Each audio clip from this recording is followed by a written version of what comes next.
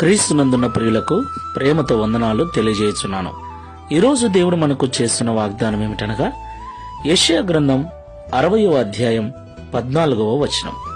నిన్ను తృణీకరించు వారందరూ వచ్చి నీ పాదముల మీద పడెదరు. ఆమెన్.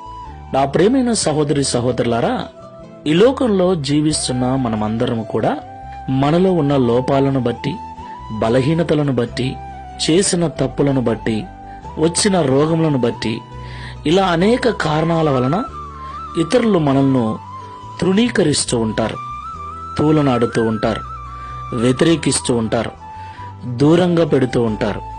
అసలు మనల్ని పట్టించుకోకుండా, ఎవరు కూడా మనల్ని ప్రేమించకుండా, ఏమాత్రము లెక్కలేని వారిగా, విలువలేని వారుగా మనల్ని చూస్తూ ఉంటారు. ఆ సమయంలో నిజంగా ఎంత బాధగా, ఎంత ఇబ్బందిగా ఉంటుందో కదా. ఆ బాధ వర్ణనాతీతం. ఎవరూ పట్టించుకున్నటువంటి స్థితి, ఒంటరి జీవితం. అయితే దేవుడు అంటున్నాడు, ఎవరైతే ఈ లోకంలో నిన్ను తృణీకరిస్తున్నారో ఒకరోజు వారందరూ వచ్చి నీ పాదముల మీద పడతారు అని. దేవునికి మహిమ కలుగుగాక. అవును ప్రియులారా, దేవుడు మన బలహీనతలు తొలగించి బలపరచగల సమర్థుడు. మన రోగములను తీసివేసి స్వస్థపరచగలవాడు. మన దీన స్థితిని, హీన స్థితిని మార్చి మనలను ఘనపరచగల దేవుడు. దేవునికి మహిమ కలుగుగాక. అలాగున మన జీవితము దేవుడు చేయాలి అంటే ఈ లోకంలో మనం కూడా దేవుణ్ణి ఘనపరచు వారముగా ఉండాలి.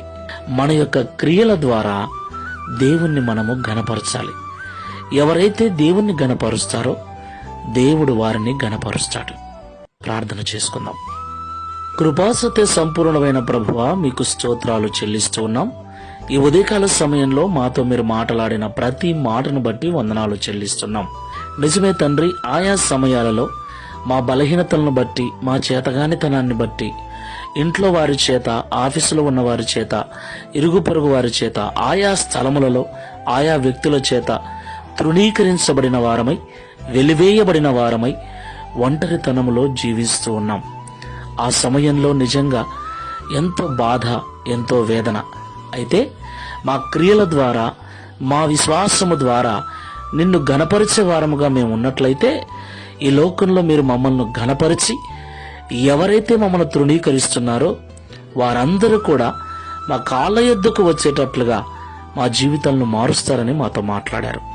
ఈ ప్రార్థనలో ఏకీభిస్తున్న వారిలో ఎవరైనా అలాంటి దీనస్థితిలో ఉన్నట్లయితే, తృణీకరిస్తున్న వారి మధ్యలో, వెలివేసిన వారి మధ్యలో ఘనంగా బ్రతుకుటకు సహాయం చేయమని, తద్వారా ఈ దిన వాగ్దానమును మా అందరి జీవితంలో నెరవేర్చి మీ నామమును మహిమపరచుకునమని యేసు నామములో ప్రార్థిస్తున్నాము తండ్రి.